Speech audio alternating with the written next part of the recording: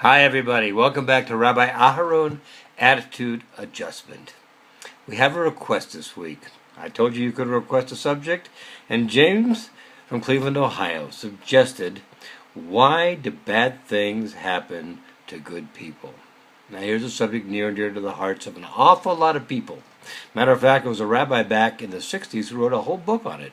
And we're going to cover it today in just 5 minutes. I'm going to give you the encapsulated version. Let's start with a quick refresher course in biblical history, starting with Bereshit, the very beginning of the Torah. In the beginning, God created the heaven and the earth.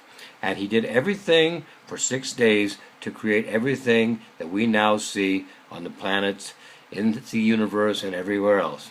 And each day He said, and God said that it was good, and God saw that it was good, and God saw that it was good, and God saw that it was good, and God saw that it was good, and God saw that it was very good. Did you notice anywhere in the creation of the earth where God created something and saw that it was bad? Think about that for just a minute. We have to talk about exactly what is good and what is bad, and how do we know what they are, so we can accurately define the terms, and we can talk about the subject intelligently. There's a story about two farmers who were neighbors. And one day the farmer was leaning against his fence, and the other farmer said to him, yesterday our prize stallion got out of the paddock. He said, well, that's terrible. No, the other farmer said, well, maybe yes, maybe no. He later came back and he brought back 12 fillies with him. Now we have 13 horses. And his neighbor said, that's great. He said, well, maybe yes, maybe no. My son decided to try and break the horses he brought back, and then one of them threw him and he broke his leg. So that's terrible. And the first one said, well, maybe yes, maybe no. The next day, the soldiers came around looking for more soldiers, and they didn't take my son because he had a broken leg. You see, some things, it's a matter of perspective, how we see whether it's good or bad. I'll give you another example, something we can all relate to. The other day, I was late going someplace, and I was rushing out the door, and I got halfway down the street and realized I forgot my phone at home, and I really needed it for what I needed to do. So I turned around, grumbling all the way. Oh, I can't believe I forgot my phone at home, blah, blah, blah, blah, blah, blah, blah. You've all been there, okay? You get it, you get back into traffic, and look at it. It's all backed up. It's backed up for 10, 15 minutes.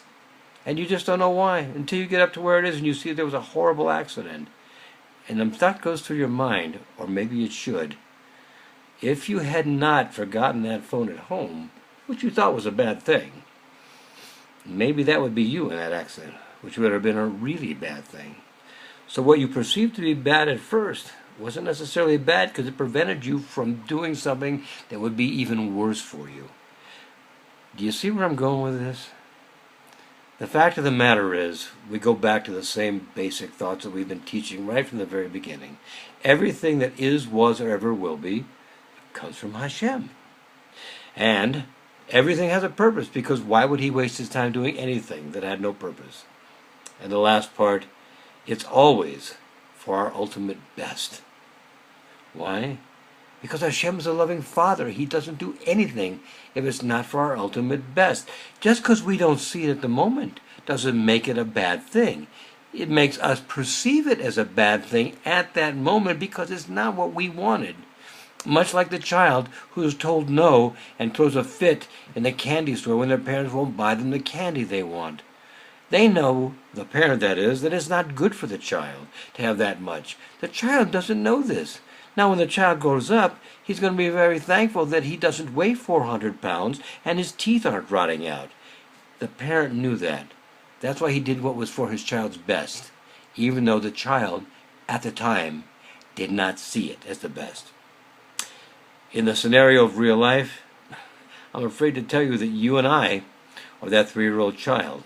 We don't always see what's for the best. So we see things that happen that are bad and happen to good people. They're not bad. They just seem to be bad from our perspective at the moment.